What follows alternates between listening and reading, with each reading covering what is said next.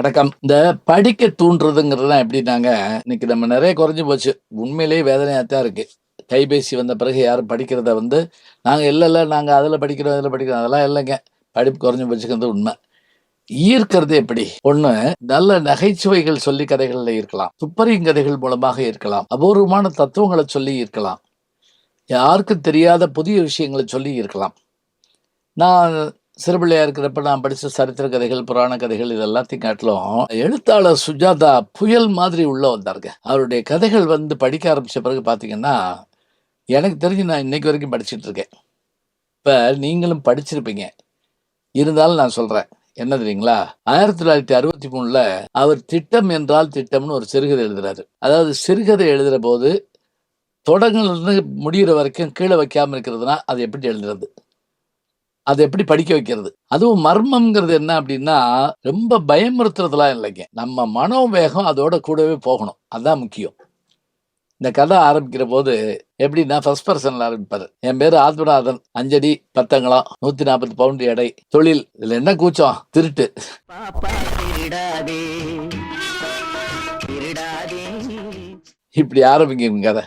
அது கதாநாயகன் திருடன் அப்படிங்கிற மாரி ஆரம்பிச்சுட்டு, நான் ஒரு ஒரு திட்டம் போட்டேன். எப்படி திட்டம் போட்டேன்? அப்டின்னா, சாதாரணமா சின்ன சின்ன திருட்டுலாம் பண்ணிட்டு இருந்தேன். அப்பதான் நம்ம ராம்லால் சொன்னான். அவன் வேலை பார்க்குற பேங்க்ல ட்ரெஷரியில பல கோடி ரூபா டர்ன் ஓவர் ஆகுது. காரணம் அங்க நெறைய பென்ஷன் ஸ்கீம் அது இதெல்லாம் இருக்கு அப்படின்னு சொன்னான். உடனே எனக்கு உடனே ஒரு யோசனை வந்துச்சு. ராம்லால்ட்ட கேட்டுக்கிட்டேன் சில விஷயமெல்லாம். அவன் நல்லா சொல்லிக் குடுத்தான். இந்த மாதிரிலாம் இருக்கு அப்படின்னு. சரி, இப்ப இதுக்கான திட்டத்த போடுறது. என்ன அப்படின்னா, அந்த பேங்க்கினுடைய லாக்கர் சாவி, பணம் வைக்கிற சாவி யார்ட்ட இருக்கும்? மேனேஜர் சுந்தர்ராமன்ட்ட இருக்கும். அவர் என்ன பண்ணுவாரு? சாயங்காலம் ஆனா முடிஞ்சு அந்த சாவிய தன்னுடைய ஹேண்ட் பேக்ல வச்சுக்கிட்டு வீட்டுக்கு போயிருவாரு. வீடு இங்க இருக்கு. வேற யாரும் வரமாட்டாங்க. இந்த செய்திய அவன் சொல்றான். நான் அவனுக்கும் பங்கு தர்றதா சொல்லிட்டேன். அவன் அதுக்கு ஏத்தபடி, "நீ வா நான் உடனே ஏற்பாடு பண்ணி தரேன்ட்டான்." இப்ப நான் ஒரு புது திட்டம் போட்டேன். எப்படி அப்படின்னா, நான் இதுக்கு முன்னாடி யார்ட்ட வேலை பார்த்துக்கிட்டு இருந்தேன்னா, ராஜசேகரன்னு ஒருத்தர்ட்ட வேலை பார்த்தேன். அவரு வேற யாரும் இல்ல. அவர் இருக்கிற பணத்தெல்லாம் வச்சு ஒரு படம் எடுத்தாரு.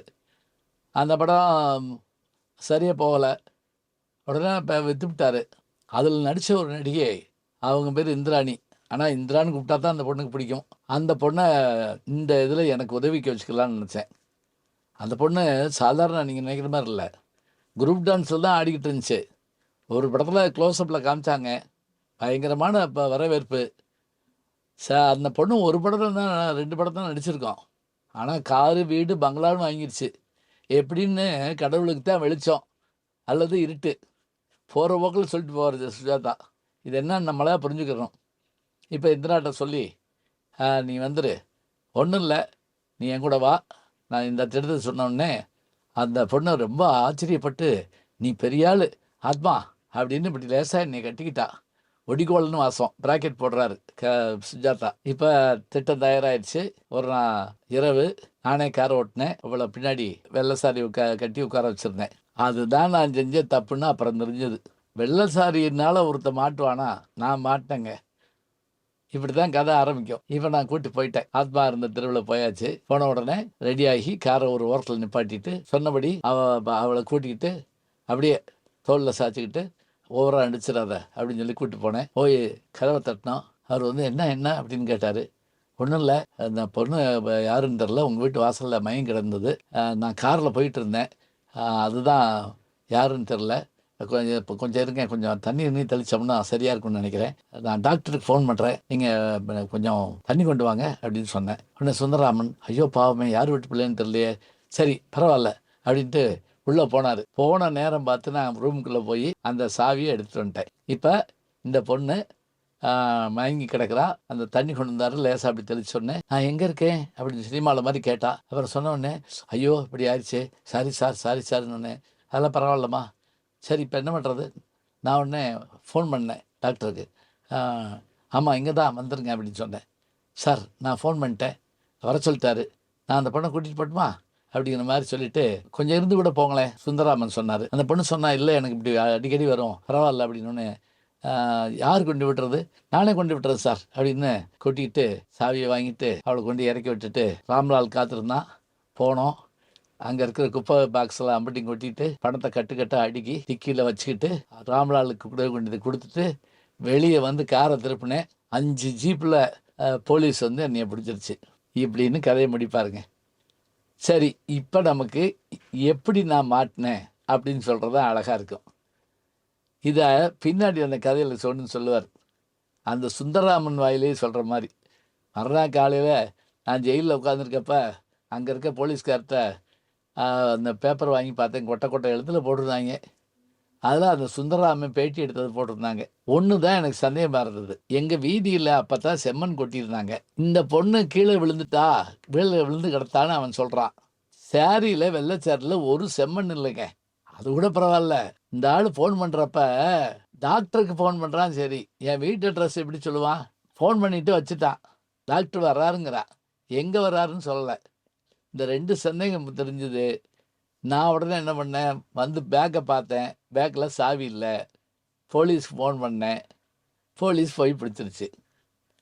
இப்படி தாங்க நான் மாட்டினேன் அப்படின்னு இந்த கதையை சுஜாதா முடிக்கிறப்ப நம்ம கதையோடையே ட்ராவல் பண்ணி வர்ற அந்த அழகு ரொம்ப அருமையாக இருக்கும்.